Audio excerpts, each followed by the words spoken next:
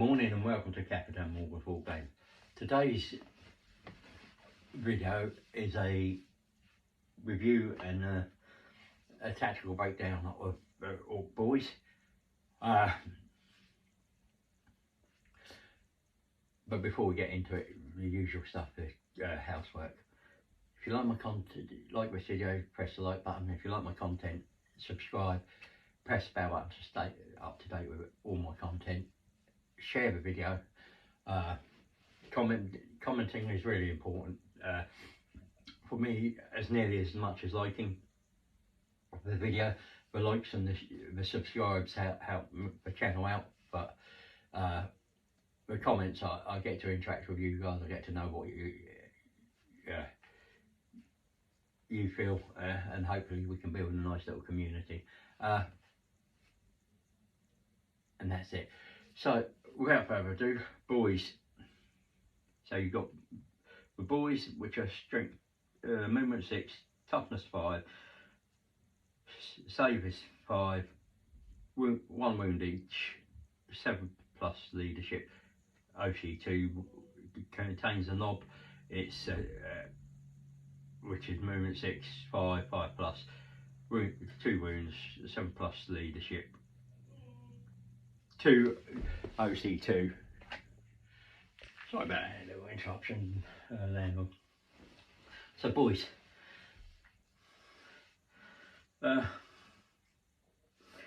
keywords: infantry, battle line, mob, grenades, boys.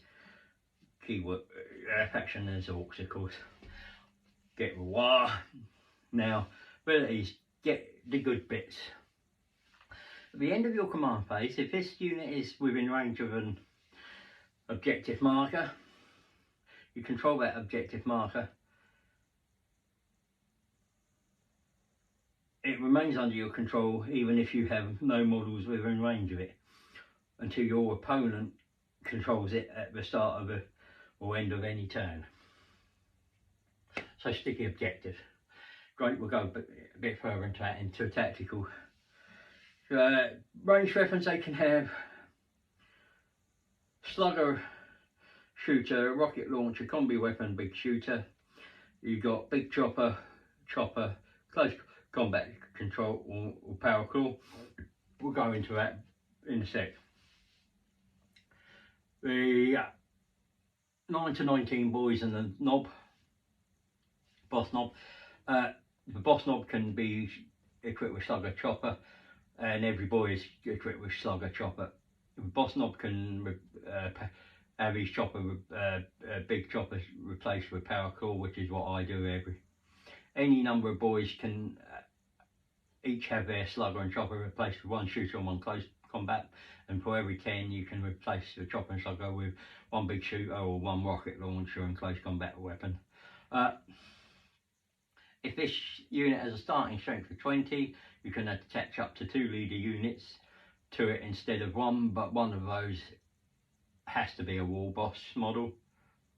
If you do this and the unit is destroyed, the leader units have become separate units from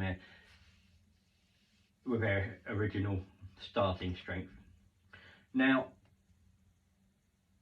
Green Tide, brilliant. Any of them are brilliant.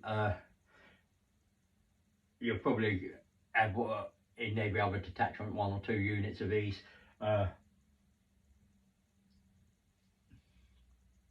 And the shooter boys are good, especially in Dread Mob. You put them in big mech, put them in a transport.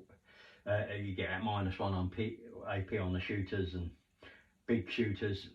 Press that button. Lethal sustained hits. You're laughing.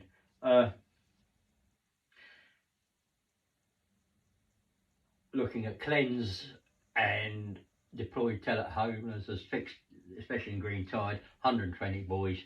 Yeah, that middle row, you're going to do that on the middle ones almost every turn, and max out your secondaries there. I like them. You hit, it means you're not just sitting on an objective and waiting for your opponent to shoot you off. you can walk over the top of it and just move on. As I said, in Green Tide, War Boss and the Pain Boy in one of them. This is the other thing I probably want to talk about, is character attacks. A lot of these detachments, it's sort of luring you into making multiple characters, adding multiple characters, and that's a lot of heavy point sinkage, and you're giving up assassination.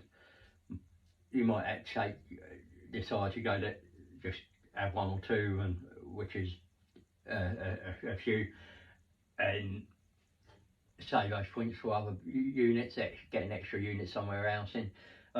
It's personal choice, but I think it will evolve from having a load of characters and giving up assassination to just having 2 or 3, and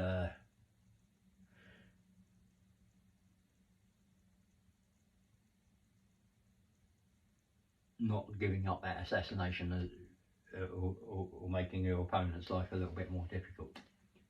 Thank you for watching. If you've have enjoyed, please hit the like button, press the subscribe button and hit the bell button to stay up to date with all my content. Also feel free to share anything you've enjoyed. Remember, everybody knows the dice are loaded.